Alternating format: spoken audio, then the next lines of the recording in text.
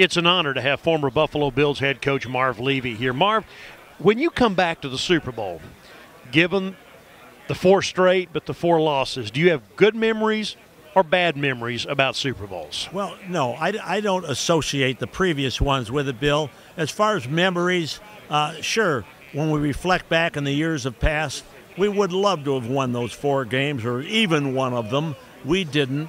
But my memories are good because I will remember the resilience of our team, the character, how they fought their way back in, how they never quit. It was the impossible dream.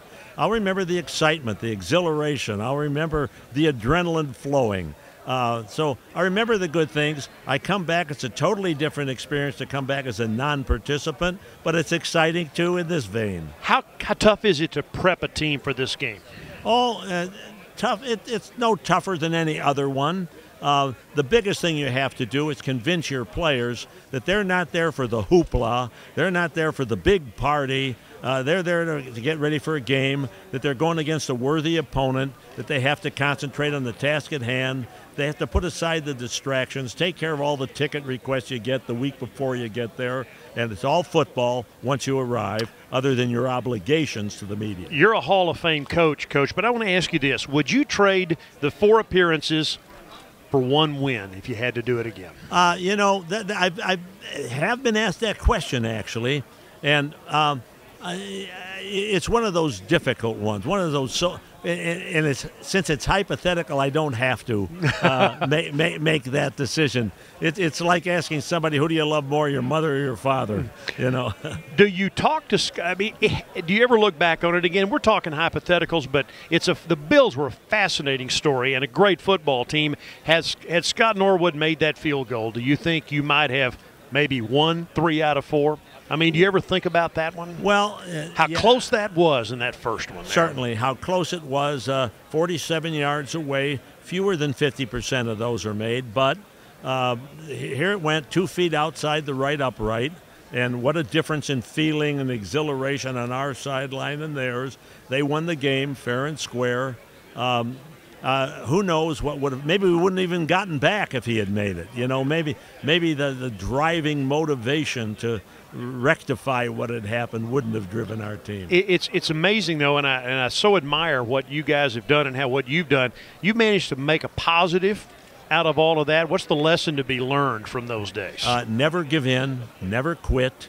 Don't, because you have something disappointing happen, lie there in the fetal position and whimper. Okay, mourn for a short period of time. Say darn it a time or two, or even something a little stronger. and then get up and go back to work. Realize the fantastic people you're surrounded with. Realize the fan base that we had. Realize how fortunate you are to be in this game. Go back, play hard, play clean, play to win. Win or lose, honor the game. You played at a fast pace, the Bills' offense. It's kind of the way the game is being played right now, but you guys actually mixed some defense in there with it too, didn't you? Do you like the way the game is being played today?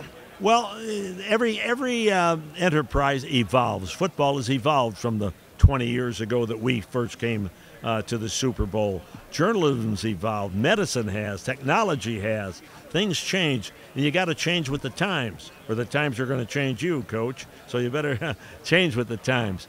The game is fast-paced. It's a little different style no huddle than what we ran. We ran an even faster, quicker, very comprised game plan type of no huddle. So the offenses have the upper hand today quite a bit. All right, how good were those Cowboys teams that you faced in those 2 Super Bowls? Man, you're asking a guy who lost twice to them. They were outstanding. Outstanding teams that we played.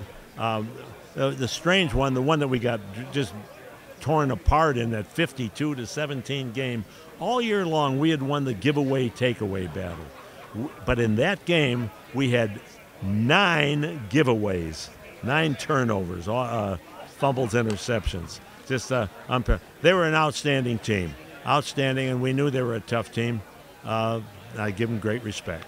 But having said that, do you feel the Bills were close? I mean, do you feel like you were right there with them? Even though the score didn't reflect that, do you feel like you were right there with them? Well, the 52-17 score, I have to say, did not reflect the difference between the 2 teams.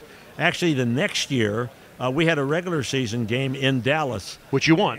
That we won in a close, hard-fought battle. In fact, we had to intercept the pass right at the end of the game. And you led at halftime of that Super Bowl, too. And then a fumble that they picked up and ran back in for a touchdown made the pendulum swing. But I have to give them credit. If you ask me who was the better team, they proved they were. I would hope that maybe there'd be reason for me to say otherwise, but unless we had won the game, I can't say that. But a happy ending. You made the Hall of Fame, and your book, Between the Lies, tell us about that. Well, yes.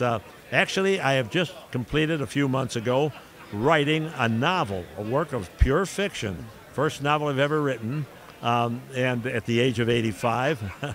But I was an English and history major in college. I always was entranced by great writers. Charles Dickens blew me away when I was in high school. I put aside potential plot lines and character studies, said someday I'm going to write a novel. Well, when I finally retired, I had the time, I did it, and I'm just thrilled. What's it about? The main theme, legendary sports writer uncovers that his hometown team coach for the Los Angeles Leopards has orchestrated a massive cheating plan in order to get his team into and then win the Super Bowl game. But can he prove it? Wow, that's the tough part. He's agonized over whether he should even divulge it, or can he divulge it? And so much more whirls around that, the inner workings of coach, owner, general managership relationships. What's it like on draft day? Things of that nature.